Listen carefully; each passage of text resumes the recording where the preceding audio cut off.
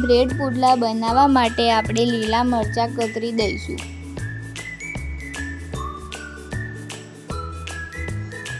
પછી ટમાટું બી કતરી દઈશું.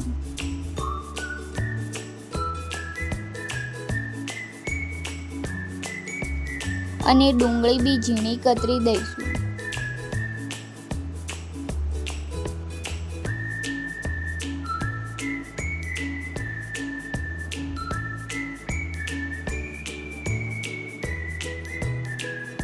બે વાટકી ચણાનો લોટ, બેસન જે નોર્મલ આપણે વાપરીએ એ,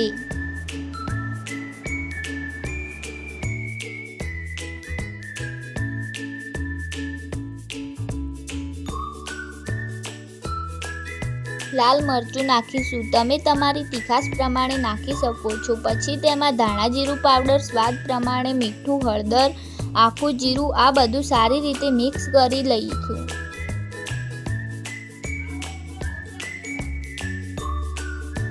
પછી તેમાં પાણી નાખીને ખીરું તૈયાર કરી લઈશું. ચણાના લોટમાં આપણે હંમેશા પાણીની જરૂર ઓછી પડતી હોય છે. ચોખાનો લોટ હોય તેમાં વધારે પાણી જરૂર પડે છે. આમાં વધારે પાણીની જરૂર ન પડે, એટલે થોડું થોડું નાખવાનું. આ રીતનું આપણે ખીરું બનાવવાનું છે.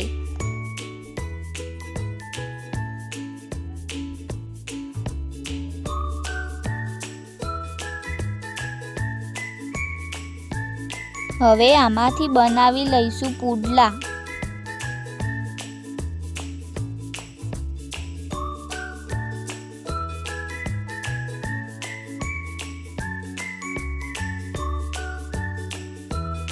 હવે આપણે ખીરાને બ્રેડ પલાળીને નાખીશું. બ્રેડને બંને સાઈડથી ખીરું લગાવી દઈશું. પછી તેને ઉથલી પાકવા દઈશું.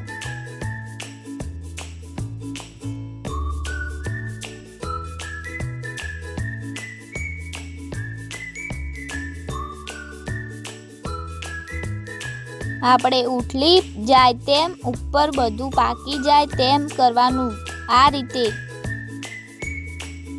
ઉથલી જવું જોવે તેમ ધીમે ધીમે ઉથલાવા. આપણે બીજી બાજુ શેકી દઈશું.